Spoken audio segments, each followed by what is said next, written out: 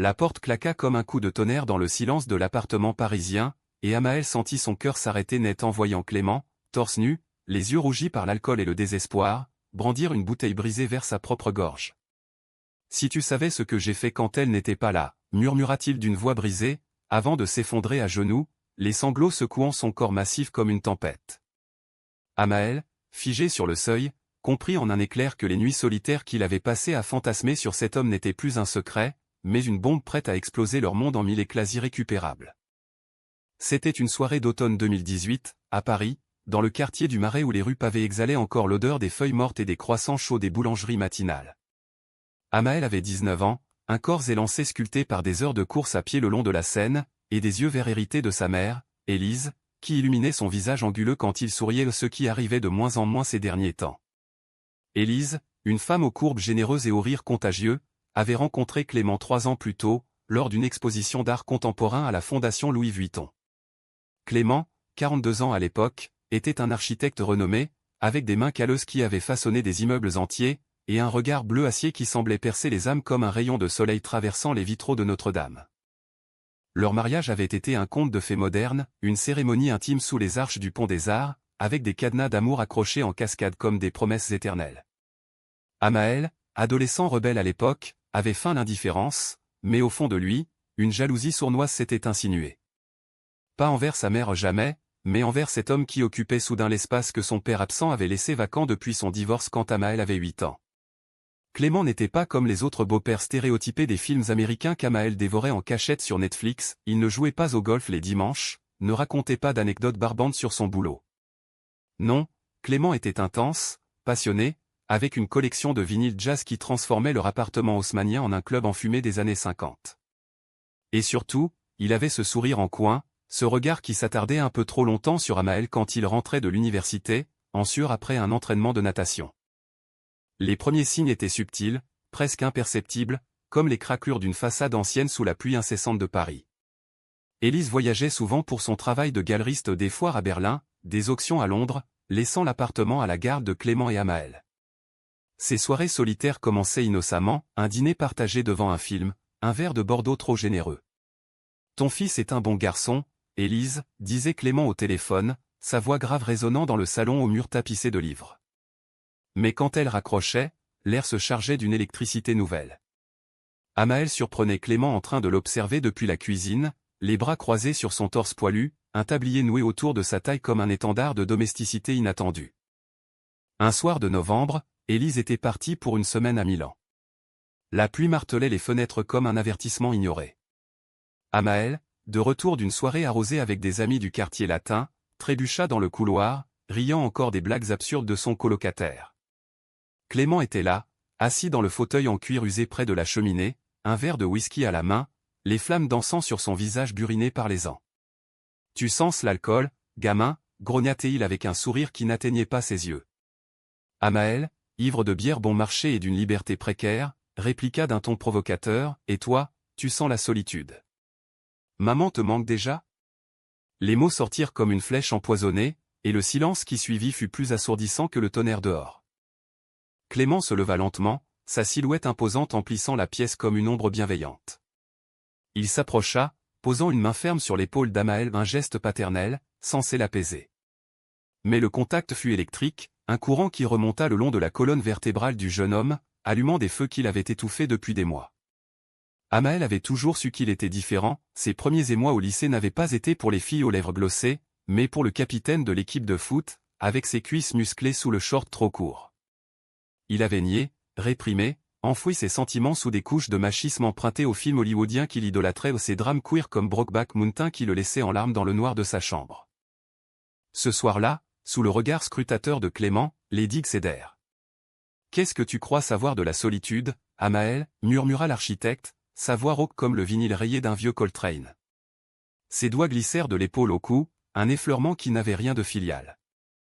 Amael sentit son souffle s'accélérer, son corps trahir ses peurs les plus profondes.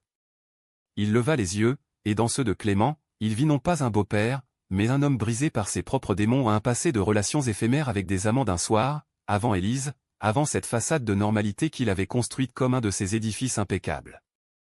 Le baiser fut un cataclysme.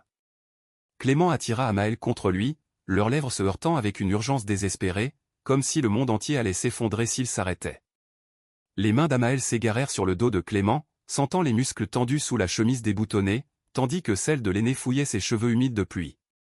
Ils trébuchèrent jusqu'au canapé, un enchevêtrement de membres et de souffle haletant, la bouteille de whisky renversée roulant au sol dans un tintement accusateur.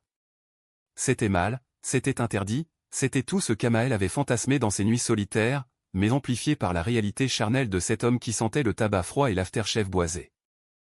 Quand Élise revint de Milan, radieuse avec des sacs de Prada et des histoires d'artistes italiens excentriques, rien n'avait changé en surface. Les dîners familiaux reprirent leur cours, ponctués de rires forcés et de regards volés par-dessus les assiettes de coque au vin. Mais sous cette croûte fragile, une lave bouillonnait. Amaël et Clément se volaient des moments volés, un effleurement dans la cuisine au petit matin, quand Élise dormait encore, une caresse furtive dans l'escalier de l'immeuble, sous prétexte d'aider à porter les courses. Chaque contact était une étincelle, un rappel de cette nuit où les barrières étaient tombées, où Clément avait murmuré contre sa peau, « C'est toi que je vois quand elle me touche. » Toi, depuis le premier jour. Pourtant, la culpabilité rongeait Amaël comme un acide lent. Il se surprenait à fixer sa mère pendant qu'elle parlait, se demandant comment elle pouvait ignorer l'ouragan qui se déchaînait sous leur toit. Clément, de son côté, oscillait entre tendresse et tourment, il dessinait des plans d'architecture tard la nuit, mais au lieu de bâtiments, c'étaient des esquisses d'Amaël endormi, des lignes fluides capturant la courbe de son épaule, la fossette de son menton.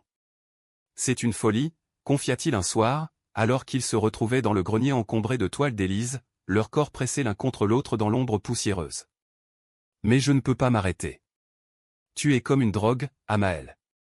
Pire que tout ce que j'ai connu. » Les mois passèrent dans cette danse périlleuse, un tango de passion et de peur au cœur de Paris.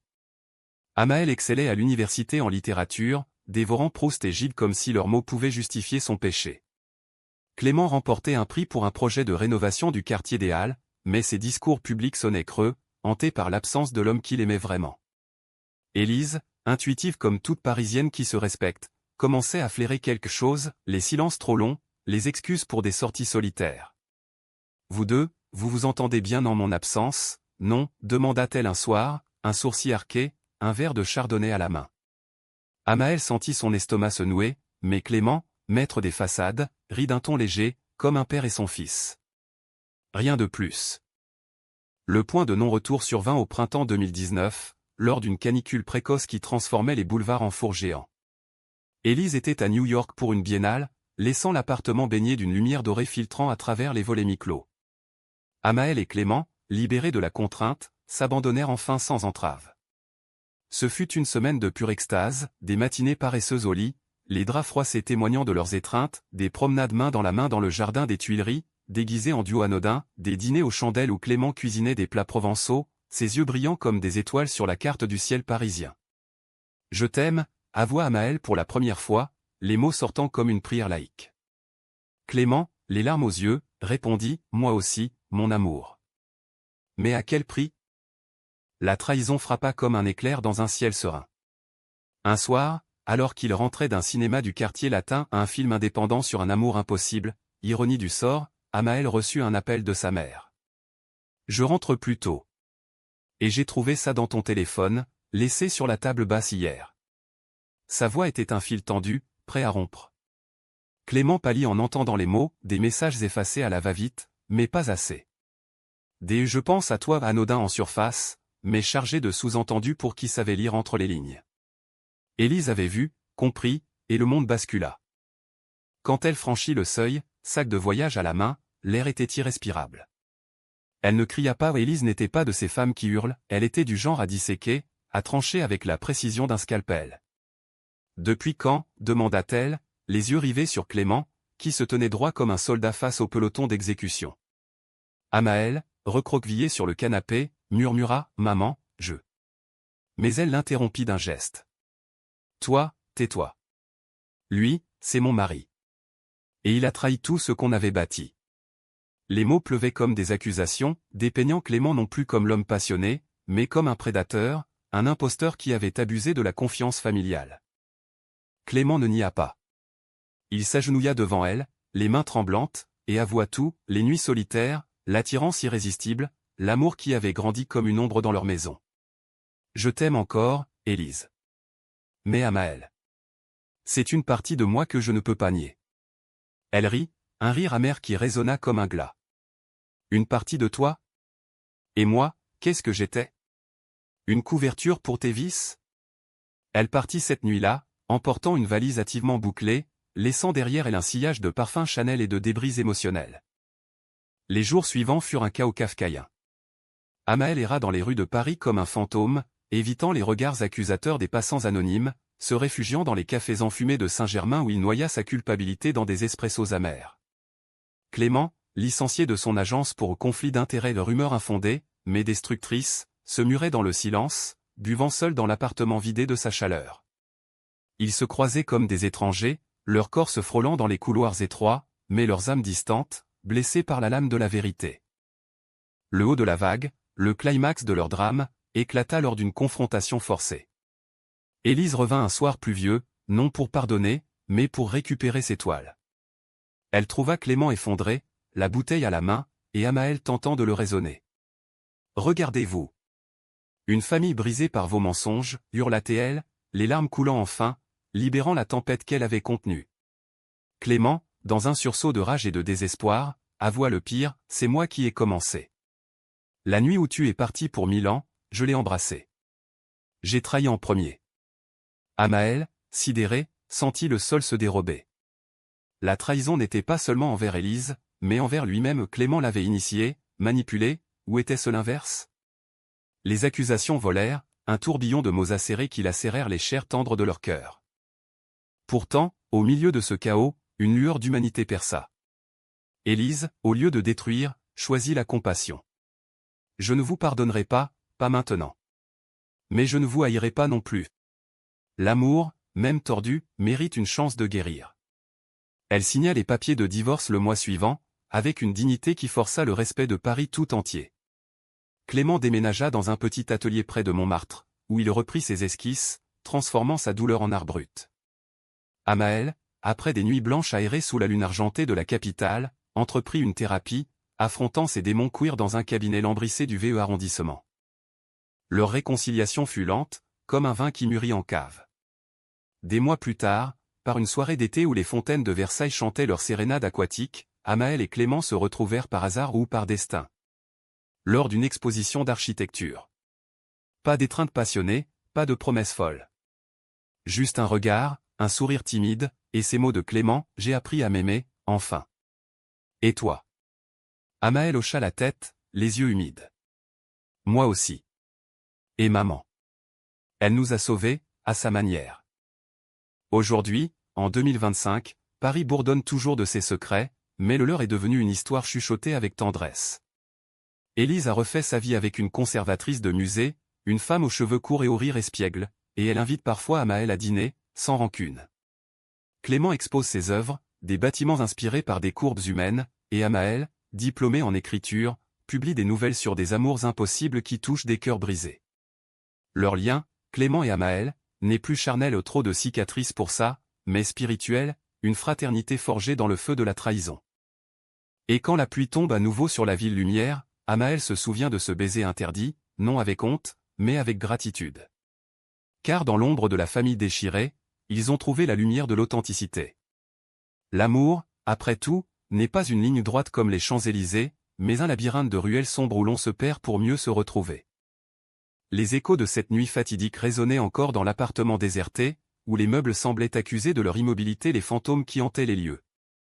Amael, assis sur le bord du lit défait, serrait dans ses mains un cadre photo terni, lui, enfant, entre son père biologique un fantôme aux yeux fuyants et sa mère radieuse. Comment en était-il arrivé là? Paris, avec ses façades haussmanniennes impeccables, cachait tant de fissures, tant de vies doubles menées dans l'ombre des réverbères. Il se leva, chancelant, et descendit à la cuisine, où une bouteille de calvados normand, cadeau d'un oncle breton, l'attendait comme une tentation sirène. Dehors, la nuit parisienne pulsait d'une vie indifférente, les rires des couples attablés aux terrasses de la rue des Rosiers, le klaxon impatient d'un taxi sur le boulevard Beaumarchais. Amael sortit, laissant la porte claquer derrière lui, et marcha sans but vers le fleuve. La Seine, noire et luisante sous les lumières des ponts, semblait murmurer des consolations liquides. Il s'appuya à la rambarde du pont Marie, là où les amoureux accrochaient autrefois leur cadenas avant que la mairie ne les interdise, et laissa les larmes couler, salées comme l'océan qu'il n'avait jamais vu. Clément, de son côté, errait dans les méandres de Montmartre, escaladant les marches raides de la butte comme un pénitent en quête d'absolution. Son atelier, un grenier exigu sous les toits de la place du Tertre, puait la térébenthine et le regret. Il s'effondra sur un tabouret, face à une toile vierge, et saisit un pinceau au nom pour peindre, car il n'était pas artiste, mais pour tracer des lignes rageuses, des formes abstraites qui évoquaient le corps d'Amaël, la cambrure de ses reins, la ligne décisive de sa mâchoire. « Que ai-je fait » gémit-il, la voix éraillée par le whisky. Ses souvenirs affluaient comme un torrent, la première fois qu'il avait vu Amaël, adolescent maussade lors du dîner de fiançailles, avec ses boucles brunes en bataille et son air de défi. Déjà, une étincelle, un désir refoulé, né de ses propres luttes internes. Clément n'avait jamais été pleinement hétéro, même avant Élise. À l'école d'architecture, à l'école des beaux-arts, il avait eu un amant, un sculpteur aux mains d'or, dont les caresses l'avaient initié aux plaisirs interdits des vestiaires humides. Mais la société, cette machine bien huilée de la France post-Mitterrand, tolérait à peine l'homosexualité, elle l'acceptait du bout des lèvres, comme un vin trop corsé. Il avait fui dans les bras d'Élise, sa collègue de bureau aux courbes accueillantes, construisant une vie de façade, mariage, beau-fils, dîner en ville où il jouait le rôle du mari attentionné. Mais Amaël avait fissuré cette armure, avec son innocence fiévreuse et ses questions muettes sur la masculinité. Le lendemain matin, un appel le tira de sa torpeur, Élise, la voix froide comme l'acier d'une lame. « Viens signer les papiers. Chez mon avocat, rue de Rivoli. Et emporte tes affaires. » Il obéit, mécaniquement, traversant la ville en métro bondé, évitant les regards des autres passagers qui semblaient deviner son crime au front. L'avocat, un homme sec aux lunettes cerclées d'or, lut les clauses d'un ton monotone, garde alternée des biens, pension alimentaire symbolique, silence sur les détails sordides. Élise n'était pas là, elle avait délégué, préférant la distance à la confrontation. Clément signa, le stylo tremblant, et rentra à son atelier les poches vides, le cœur en lambeaux. Amaël, quant à lui, trouva refuge chez un ami, Lucas, un étudiant en cinéma du même âge, avec qui il avait partagé des nuits blanches à débattre de Scorsese et de ses héros tourmentés. Lucas, ouvertement gai et fier, l'accueillit sans jugement, l'amour est un bordel, mec. Mais c'est le nôtre. Ils passèrent l'après-midi à fumer des joints sur le balcon étroit, surplombant les toits de Belleville, et Amaël se confia enfin, vidant son sac comme un confesseur moderne. C'est mon beau-père, Lucas. Et je l'aime encore, malgré tout. Son ami posa une main sur son genou, un geste fraternel. Alors bats-toi pour ça. Mais d'abord, bats-toi pour toi. Les semaines suivantes furent un kaléidoscope de douleur et de renaissance. Amaël entama une thérapie avec le docteur Moreau, une psychanalyste freudienne aux cheveux gris en chignon impeccable, dont le cabinet sentait le thé à la bergamote et les secrets enfouis. L'Édipe n'est pas une fatalité, Amaël, dit-elle lors de leur première séance, ses yeux perçant derrière des lunettes à monture fine. C'est une porte vers la compréhension de soi. Il parla des absences de son père, des émois précoces pour les garçons du lycée, de la fascination malsaine pour Clément. Il était comme un père que j'aurais voulu, et un amant que je désirais. Le docteur Moreau hocha la tête, notant des bribes sur son carnet relié cuir. Et maintenant ? Qui est Clément pour vous ? Clément, lui, se réfugia dans le travail. Son agence, bien que réticente, lui offrit un projet de réhabilitation d'un hôtel particulier du XVIIIe siècle dans le Marais, ironie cruelle, le quartier même de leur rendez-vous secret. Il y passa des nuits entières, mesurant, esquissant, perdant le sommeil dans les dédales de couloirs ornés de stuc. Mais chaque moulure lui rappelait les courbes d'Amaël, chaque vitrail la transparence de leur amour brisé. Un soir, épuisé, il appela un vieil ami, Marc, un galeriste quinquagénaire qui avait connu ses jeunes années turbulentes. « Viens dîner », proposa Marc d'une voix chaude comme un feu de cheminée. Chez lui, dans un appartement cossu près de l'opéra, ils burent du cognac et parlèrent d'amour perdu. « Tu as toujours été un romantique, Clément, » dit Marc, sa main effleurant la sienne. « Laisse-toi aller. » Mais Clément ne pouvait. Son cœur était un bastion assiégé, avec Amaël comme unique occupant. Il écrivit une lettre, des pages froissées jetées au panier, puis réécrite, « Mon cher Amaël, pardonneras-tu l'homme qui t'a aimé trop fort ?» Il ne l'envoya pas, la glissant plutôt dans un tiroir, près d'une photo volée de deux au Louvre, devant la Vénus de Milo au symbole d'un amour incomplet. Élise, de son côté, fleurissait dans l'adversité. Elle lança une exposition sur l'art queer contemporain, invitant des artistes comme Pierre et Gilles à exposer leurs toiles androgynes et provocantes. C'est ma catharsis, confia-t-elle à une journaliste du Monde, son sourire éclatant masquant les nuits d'insomnie. Mais en privé, elle pleurait pour le fils qu'elle avait élevé dans l'amour, et pour l'homme qu'elle avait cru sien. Un soir, elle appela Amael, « Viens dîner, mon chéri. » Pas de questions, pas de reproches. Juste nous. Il hésita, puis accepta, arrivant avec un bouquet de pivoine du marché d'Aligre. Le dîner fut un miracle fragile, ratatouille mijotée, vin de Bourgogne, et des silences comblés par des anecdotes sur l'enfance d'Amael. « Tu sais, je t'ai toujours vu tel que tu es, » dit-elle enfin, posant sa fourchette. Gai, tourmenté, magnifique. Et clément. Il t'a fait du mal, mais il t'a aussi libéré. Amael fondit en larmes, serrant sa mère comme un naufragé sa bouée. Pour la première fois depuis la tempête, il respira. Pourtant, le destin, ce farceur parisien, avait d'autres tours. Lors de l'inauguration de l'exposition d'Élise, Clément se présenta, tailleur impeccable, un bouquet à la main. Amael était là, en jeans slim et chemise blanche, soutenant sa mère de loin. Leurs regards se croisèrent au milieu de la foule cosmopolite, collectionneurs en costume sur mesure, artistes tatoués, critiques aux airs supérieurs. Le temps s'arrêta, Clément, vieilli de 10 ans en quelques mois, avec des cernes profonds, Amael, plus mûr, les épaules carrées par la résolution. Ils s'approchèrent, hésitants, et Clément murmura, « Je suis fier de toi. De nous avoir traversé ça. » La soirée se mua en une danse subtile, conversation polie avec Élise, qui observait avec une grâce olympienne, rire forcé avec des invités, et, dans un coin sombre de la galerie, une main effleurée, un « je t'aime » chuchoté qui ralluma la flamme sans la consumeur. Pas de baiser, pas de promesse, juste l'acknowledgement d'un lien indélébile. Mais la guérison est un chemin sinueux, comme les allées du jardin du Luxembourg. Amael rencontra d'autres hommes, un barista italien aux yeux rieurs, un écrivain anglais aux mots ciselés. Chacun était une étape, un pas vers l'indépendance. Clément, lui, se permit une idylle éphémère avec Marc, apprenant la tendresse sans possession. Et Élise? Elle devint la confidente, la sage qui guidait son fils vers des amours sains, loin des ombres familiales. Pourtant, sous la surface, le feu couvait. Une nuit d'hiver, quand la neige rare saupoudrait les toits de Paris comme un voile de deuil, Amael reçut un message de Clément, besoin de parler. Atelier, minuit. Il y a là, le cœur battant, trouvant l'architecte penché sur une maquette illuminée, les traits tirés par l'insomnie. Je ne peux pas t'oublier, avoua Clément, sa voix un râle. Amael s'approcha, posa une main sur la sienne. Moi non plus. Mais on doit choisir la vie, pas la destruction. Ils s'embrassèrent alors, doucement, comme pour la première fois un baiser de pardon, de renaissance. Pas de feu dévorant, mais une braise tiède qui promettait des jours meilleurs. Et dans cette étreinte, Paris murmura son approbation, ses lumières clignotant comme des yeux complices. Le printemps 2020 apporta avec lui non seulement les bourgeons timides sur les marronniers des Champs-Élysées, mais aussi la pandémie qui claquemura Paris dans un silence irréel, comme une ville figée dans l'ambre d'un cauchemar collectif.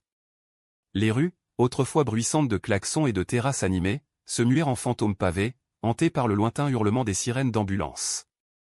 Amael, confiné dans l'appartement de Lucas à Belleville, passait ses journées à scroller des feeds Instagram de voyages lointains, se gorgeant d'images de plages californiennes et de canyons américains, ces horizons larges qui contrastaient avec l'étroitesse de son monde intérieur. Clément, isolé dans son atelier de Montmartre, transformait sa solitude en productivité fébrile. Ses plans pour l'hôtel particulier du Marais prirent une tournure organique, inspirée par les courbes fluides du corps humain, comme si chaque arche rappelait l'arc de hanche d'Amael. Il travaillait jusqu'à l'aube, bercé par les enregistrements de Miles Davis qui filtraient de son vieux tourne-disque, et échangeait des mails sporadiques avec Élise des nouvelles pratiques sur les factures, des mots tendres sur leur ancienne vie. Mais la nuit, quand le couvre-feu sonnait son glas à 20h, ses pensées déviaient invariablement vers le jeune homme qui avait bouleversé son existence. Leur correspondance virtuelle devint un fil d'Ariane dans le labyrinthe du confinement. D'abord anodin, comment vas-tu? Bien, et toi? Les messages s'approfondirent comme un vin qui s'ouvre. Amael confia ses peurs, la reprise des cours en visio, morne et déshumanisante, ses doutes sur son orientation, amplifiés par l'isolement. Je me sens comme un imposteur, Clément. Gai, mais terrifié par l'intimité. L'aîné répondit avec la sagesse des ans, l'amour n'est pas une étiquette, mon cœur. C'est une danse, maladroite parfois, mais vraie. Ils partagèrent des playlists Spotify ou du jazz sensuel pour Clément, de l'indie folk queer pour Amael, et des photos volées, un selfie d'Amael torse nu sous la douche, gouttes perlant sur sa peau pâle, une esquisse de Clément, son torse musclé ombré de crayon. Élise, confinée dans son loft rénové du 7e arrondissement avec sa nouvelle compagne, Anna, observa cette évolution de loin. Anna, une femme aux origines juives séfarades, avec un rire qui évoquait les marchés de Tel Aviv, apporta une bouffée d'air frais à Élise. Elle passait les soirées à cuisiner des falafels maison et à regarder des vieux films de Truffaut, mais Élise ne pouvait ignorer le pincement au cœur quand son fils mentionnait Clément. « Laisse-les guérir à leur rythme », conseillait Anna, sa main apaisante sur l'épaule de sa bien-aimée.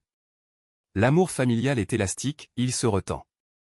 Un soir de mai, quand les restrictions s'assouplirent légèrement, Amael et Clément se retrouvèrent pour un pique-nique clandestin dans les buttes Chaumont, ce poumon verdoyant du nord-est parisien. Masque baissé une fois à l'abri des regards, ils s'assirent sur une couverture écossaise, un panier rempli de fromage et de baguettes croustillantes. L'air embaumait l'herbe fraîche et les lilas en fleurs, un contraste idyllique avec la tension électrique entre eux. « J'ai rêvé de toi », avoua Amael, mordant dans une tranche de camembert. Clément sourit, ce sourire en coin qui faisait fondre les résistances. « Moi aussi. Mais dans mon rêve, on était libre, loin de Paris, dans une maison au bord d'un lac, comme dans ces romans américains que tu aimes. » Ils parlèrent des heures, les mots coulant comme la petite cascade artificielle du parc. Clément raconta son enfance à Lyon, fils d'un ouvrier Renault et d'une couturière, élevé dans l'ombre des usines fumantes, ses premiers émois pour un cousin lors d'un été provençal, réprimé par la religion catholique étouffante. Amael, en retour, dévoila ses nuits d'adolescence passées à lire Le garçon aux yeux bleus de Michel Van Egmont en cachette, terrorisé par le regard de son père absent. « Tu m'as donné le courage de l'assumer », murmura-t-il, posant sa tête sur l'épaule de Clément. Ce contact, innocent en apparence, ralluma la braise, leurs doigts s'entrelacèrent, et sous le couvert des feuillages, ils s'embrassèrent, un baiser doux, exploratoire, comme pour redécouvrir un territoire familier. Mais le monde réel, impitoyable, rappela ses droits.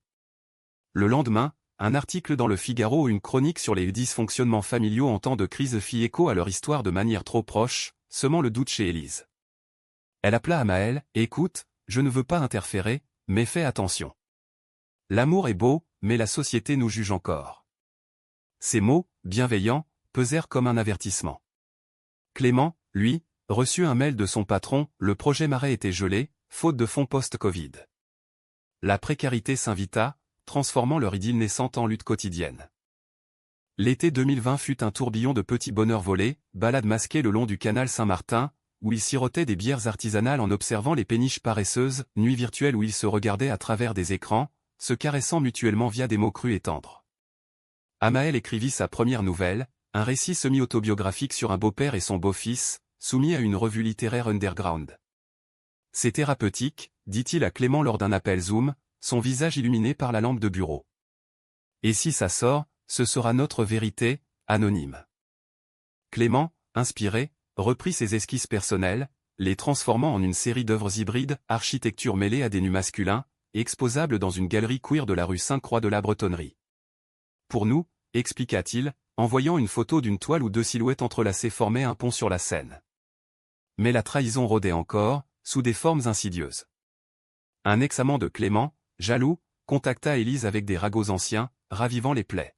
« Il recommence », siffla-t-elle au téléphone à Amael, la voix tremblante.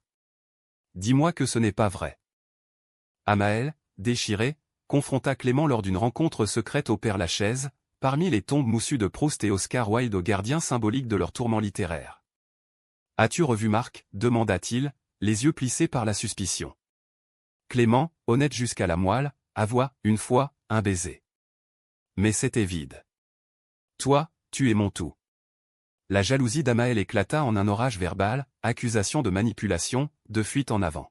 « Tu m'as fait d'un fils un amant, et maintenant tu joues les victimes ?» Clément, blessé, répliqua, « Et toi, tu profites de ma faiblesse pour te découvrir. C'est nous deux contre le monde, ou rien. » Ils se séparèrent ce soir-là, le cœur lourd comme les nuages bas sur la colline du cimetière. Amael rentra chez Lucas, qui l'accueillit avec une bière fraîche et un câlin fraternel. Les amours toxiques sont comme le vin bouchonné, jette-le. Mais Amael ne pouvait jeter. Il écrivit frénétiquement, des pages et des pages de rage et de passion, transformant la douleur en art brut. Clément, seul dans son atelier, brisa un vase en céramique au cadeau d'Élise, les éclats jonchant le sol comme ses illusions. Il appela Marc pour une confession, non pour raviver, mais pour clore, c'était une erreur. Mon cœur est ailleurs. Puis, dans un geste de vulnérabilité absolue, il envoya la lettre qu'il avait gardée, « Pardonne-moi, Amael. Recommençons, pas comme amant, mais comme âme sœur. » Le message arriva à l'aube, alors qu'Amael veillait, les yeux rougis par les larmes et l'insomnie. Il relut les mots, sentant la glace fondre autour de son cœur. Âme sœur, oui, un terme qui englobait tout, désir, respect, pardon. Il répondit, oui. Déjeuner demain? Masqué, mais ensemble. Leur rencontre au café de Flore fut un nouveau départ, croissant aux amandes, café serré, et des rires timides qui chassèrent les ombres. Paris, émergeant du confinement, semblait les bénir de ses rayons timides.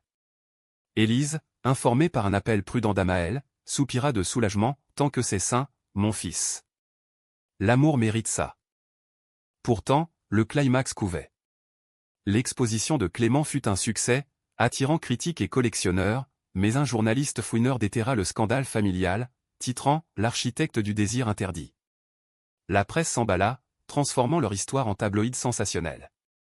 Amael, outré, défendit Clément publiquement sur les réseaux, c'est de l'amour, pas du scandale. Laissez-nous vivre. La tempête médiatique força une confrontation finale avec Élise, qui les invita chez elle pour un dîner familial. Anna prépara un tagine d'agneau, et sous les guirlandes lumineuses du balcon, les mots jaillirent, regret, pardon, rire. Nous sommes brisés, mais beaux dans nos brisures, dit Élise, levant son verre. Clément et Amael se regardèrent, main dans la main sous la table, un geste discret, mais puissant. Ainsi, dans le creuset de la crise, leur lien se forgea en acier trempé, prêt pour les épreuves futures. L'automne 2021 balaya Paris de ses feuilles rousses et de ses vents frisquets, rappelant que la vie, comme la mode, change de saison sans pitié. L'article du Figaro avait fait des vagues, mais comme toute marée médiatique, elle reflua, laissant des coquillages de commérage sur le sable de l'opinion publique. Clément, boosté par le buzz malgré lui, signa un contrat pour un projet ambitieux, la rénovation d'un ancien couvent en centre culturel LGBTQ+, dans le 14e arrondissement. C'est poétique, confia-t-il à Amael lors d'une promenade le long des quais, leurs épaules se frôlant sous les capes de laine. Transformer un lieu de répression en espace de liberté. Amael, de son côté, publia sa nouvelle dans une anthologie queer éditée par une petite maison d'Édimbourg, un texte cru sur l'amour filial perverti, qui lui valut des mets d'admirateurs anonymes et une invitation à un atelier d'écriture à la Sorbonne. Je me sens vivant, enfin, dit-il à sa mère lors d'un brunch dominical au Café Constant, où les omelettes aux herbes rivalisaient avec les confidences. Élise, rayonnante aux côtés d'Anna, hocha la tête, la cicatrice fait partie de la beauté, mon chéri. Comme les statues grecques, imparfaites mais divines. Leur trio Élise, Anna, Amael devint une bulle de normalité, ponctuée de dîners où l'on débattait de politique, la loi sur la PMA qui agitait les débats, et d'art, les expositions de Banksy qui fleurissaient illégalement sur les murs. Clément y était convié parfois, en invité prudent, et ces soirs-là, la tension sous-jacente se muait en complicité taquine. Passe-moi le sel, beau papa, plaisantait Amael, et Clément rougissait comme un écolier, provoquant les rires d'Élise. C'était une famille recomposée, non par le sang, mais par le pardon, à un modèle humaniste, romantique à la française, où l'amour se conjugue au pluriel. Mais sous cette harmonie, des courants souterrains agitaient les eaux. Amael entama une relation avec Théo, un danseur contemporain de 22 ans rencontré lors d'un cours de tango argentin au Globo Théâtre. Théo était un tourbillon, corps souple comme un saule, yeux noisettes pétillants, et une énergie qui faisait oublier les doutes. Leur nuit était des chorégraphies passionnées dans l'appartement exigu de Théo près de la Bastille, où les miroirs reflétaient leurs ébats comme une scène de ballet érotique. « Tu es mon muse », murmurait Théo, traçant des arabesques sur la peau d'Amael avec ses lèvres. Clément, apprenant la nouvelle par un mail laconique « Je vois quelqu'un. C'est bon pour nous », sentit une lame lui transpercer le ventre. Pas de jalousie possessive, mais un deuil aigu pour ce qu'ils avaient été. Il noya son chagrin dans le travail, passant des nuits à modéliser en 3D les voûtes du couvent, imaginant des espaces inclusifs où des histoires comme la leur pourraient s'épanouir sans jugement. Marc, sentant sa détresse, l'invita à une soirée privée dans une galerie du Sentier, vin fin, sculptures abstraites, et des hommes au regard suggestif. Clément y alla, dansa même un slow langoureux avec un jeune designer, mais rentra seul, le cœur intact pour Amael. La trahison, cette fois, vint de l'extérieur. Lors de l'inauguration du centre culturel, un événement somptueux avec discours du maire et buffet de canapé au foie gras, un ancien collègue de Clément, aigri par une promotion manquée, lâcha une bombe dans un coin enfumé, ton beau-fils amant, hein? Beau scandale pour un tel lieu. Les mots se propagèrent comme une traînée de poudre, atteignant les oreilles d'un journaliste freelance présent. Le lendemain, un billet en ligne sur un blog People titrait « Amour inceste au cœur de Paris, l'architecte et son beau-fils ».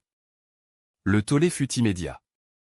Réseaux sociaux en ébullition, pétitions pour boycotter le centre, appels outrés d'associations conservatrices. Clément, assiégé par les caméras à la sortie de son atelier, se réfugia chez Élise, qui l'accueillit avec un café noir et un regard compatissant. « On affronte ça ensemble », dit-elle, Anna hochant la tête en silence. Amael, en pleine répétition avec Théo, apprit la nouvelle par un appel paniqué de Lucas, « C'est la merde, mec. Il te dépeigne comme une victime manipulée. » Le jeune homme, furieux, largua Théo temporairement pas le moment pour les distractions et vola au secours de Clément. Ils se barricadèrent dans l'atelier, face à une pile de mailles haineux et de menaces voilées. « C'est injuste », sanglota Amael, blotti contre la poitrine de l'aîné. Clément, les bras autour de lui, murmura « L'amour vrai affronte les tempêtes. Rappelle-toi Brokeback, ils ont survécu à pire. » Mais intérieurement, la peur le rongeait, et si cela brisait Amael, le renvoyant dans le placard d'où il était sorti? Le climax éclata lors d'une conférence de presse improvisée devant le centre. Clément, flanqué d'Amael et Élise, prit le micro d'une voix ferme, « Oui, nous avons aimé. Pas comme père et fils, mais comme deux hommes. C'était maladroit, douloureux, mais humain. Ce centre est pour tous les amours marginalisés, le nôtre inclus. » Amael ajouta, les yeux brillants, « Je ne suis pas une victime. Je suis un survivant. » Élise conclut, « La famille n'est pas du sang, c'est du choix. Et nous choisissons l'amour. » Les applaudissements sporadiques se muèrent en tonnerre, relayés par des alliés inattendus, des influenceurs queer, des intellectuels comme Éric Fassin. Le backlash s'estompa, transformé en soutien massif. Le centre devint un symbole, attirant des dons records.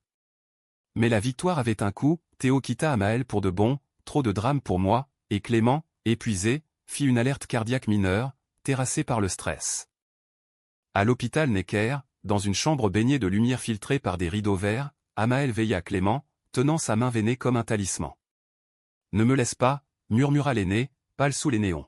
« Jamais », promit Amael, et dans ce vœu, il y avait plus que de la tendresse, une allégeance profonde, romantique dans sa simplicité. Élise arriva avec des fleurs et des livres du Camus pour l'existentialisme salvateur. « Repose-toi. On gère le reste. » Ensemble, ils montèrent une garde tournante, transformant l'hosto en bastion familial. Anna apporta des gâteaux maison, Lucas des films pirates sur une tablette. C'était l'humanisme pur, dans la maladie, l'amour se révèle nu, sans phare. Clément sortit après une semaine, plus frêle mais résolu. « C'est un nouveau chapitre », dit-il à Amael lors d'une balade convalescente au bois de Boulogne, où les écureuils gambadaient indifférents aux drames humains.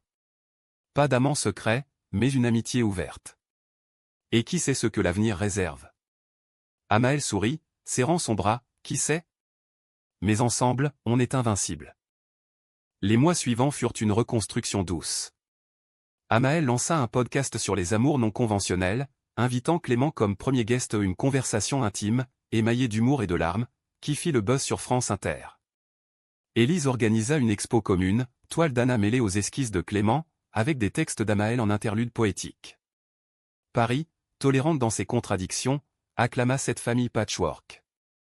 Pourtant, la romance persistait, sous-jacente, comme un sous-texte proustien. Une nuit de Nouvel An, feu d'artifice illuminant la tour Eiffel, ils s'embrassèrent sur un toit du Marais, un baiser chaste mais chargé de promesses. « Peut-être un jour », chuchota Clément. Amael rit, « Peut-être maintenant. » L'hiver 2025 enveloppa Paris d'un manteau de givre cristallin, transformant les fontaines de la place de la Concorde en sculptures éphémères et les vitrines des galeries Lafayette en écrins scintillants. 4 ans après le scandale, la vie avait tricoté ses fils brisés en un tissu résili, chatoyant de couleurs inattendues. Le centre culturel de Clément, baptisé Arc-en-Ciel Ancien, bourdonnait d'activités, ateliers d'écriture queer, projections de films indépendants américains, ces drames émouvants comme Moonlight qui inspiraient Amael, et des thérapies de groupe où des âmes cabossées trouvaient écho dans les leurs. Amael, à 24 ans, était devenu un pilier de la communauté, son podcast, Amour oblique, comptait des milliers d'auditeurs, et son premier roman, un semi-autobiographique intitulé Le Pont interdit, trônait dans les librairies de la rive gauche, acclamé pour sa prose lyrique et son regard humaniste sur l'amour tabou.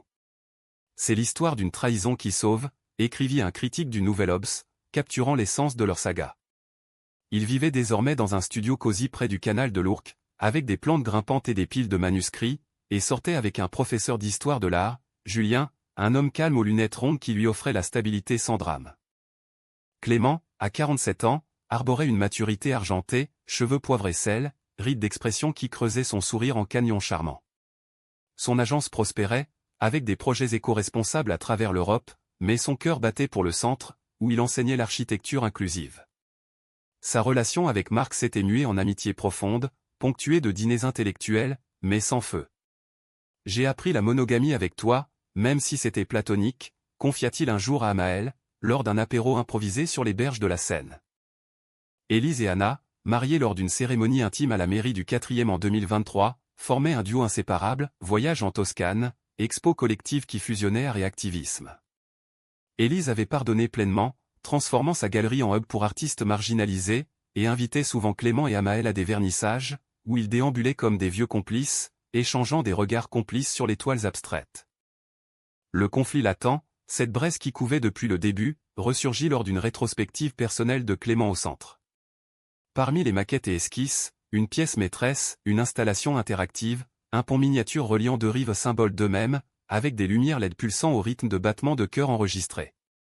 Amael, invité d'honneur, sentit les vieux démons remuer en voyant le public murmurer « C'est pour son beau-fils, non ?» Julien, à ses côtés, serra sa main un peu trop fort « C'est du passé, chérie. Concentre-toi sur nous. » Mais le passé n'est jamais tout à fait mort, il respire dans l'ombre. Ce soir-là, après la réception, Clément et Amael se retrouvèrent seuls dans l'atelier du centre, vidant une bouteille de champagne tiède. « Tu es heureux avec lui ?» demanda Clément, sa voix un mélange de fierté et de regret. Amael hésita, les bulles pétillant sur sa langue comme des vérités effervescentes. « Oui. Mais tu restes. Spécial. Comme un chapitre que je relis sans cesse. » L'air s'alourdit, chargé d'électricité statique, et leurs lèvres se frôlèrent un instant fugace, un lapsus de désir.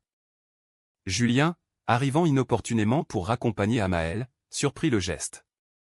Pas un baiser, mais assez pour allumer la mèche. « C'est ça, ton au passé » explosa-t-il dans la voiture, filant vers le canal sous une pluie fine. Amael, dévasté, tenta d'expliquer, c'est de l'affection, pas de la trahison. Julien, s'il te plaît. Mais les mots ricochèrent comme des balles, et la rupture fut consommée devant un café désert de minuit, avec des excuses larmoyantes et des valises émotionnelles abandonnées. La nouvelle de la séparation fit le tour de la famille comme une grippe saisonnière. Élise, pragmatique, invita Amael à un week-end à Deauville, l'air marin guérit tout.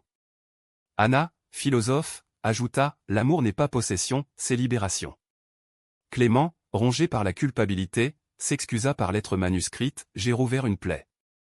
Pardonne-moi, encore. » Amael répondit en personne, frappant à la porte de l'atelier un soir de tempête « C'est moi qui ai failli. On est toxiques l'un pour l'autre, mais je ne regrette rien. » Leur conversation dura jusqu'au lever du soleil, un exorcisme verbal où ils disséquèrent leurs erreurs, la passion initiale comme addiction, la trahison comme catalyseur, le pardon comme renaissance. On reste amis, amants platoniques de la vie, conclut Amael, et Clément, les yeux humides, acquiesça, pour toujours. Le dénouement vint avec une douceur inattendue. Amael, libéré, se lança dans un road trip solo à travers la France, Provence pour les lavandes, Bretagne pour les falaises battues par les vagues, écrivant un second roman inspiré par ses horizons. À son retour, il rencontra Paul, un libraire normand aux épaules larges et au rire contagieux, lors d'une signature à Giberjeune. Paul était stable, drôle, sans ombre, des dîners aux chandelles sans secret, des promenades main dans la main sans peur. Clément, lui, trouva l'apaisement dans une relation mature avec un professeur de yoga, Émile, rencontré lors d'un atelier au centre. Émile, avec sa barbe poivre et sel et ses asanas zen, lui apprit la sérénité, l'amour est un flux, pas une digue. La grande réunion familiale eut lieu pour Noël, dans la maison de campagne d'Élise en Normandie, dindes farcies, bûches de Noël, et des cadeaux enveloppés de rire. Clément et Amaël trinquèrent du bout des lèvres, leurs yeux disant ce que les mots n'osaient plus, gratitude, amour éternel sous une forme purifiée. Élise leva son verre, à nous, brisés mais entiers. À l'humanité qui nous unit. Dehors, la neige tombait en flocons paresseux, couvrant les champs d'un manteau immaculé. Amaël, serré contre Paul près de la cheminée, sentit une paix profonde l'envahir, celle des histoires qui finissent non par un happy end hollywoodien, mais par une humanité française, nuancée, où l'amour, après les tempêtes, fleurit en jardin secret. Et ainsi, dans le cœur battant de Paris, leur récit vrai, émouvant, éternel se poursuivit, un fil d'argent dans la tapisserie de la vie.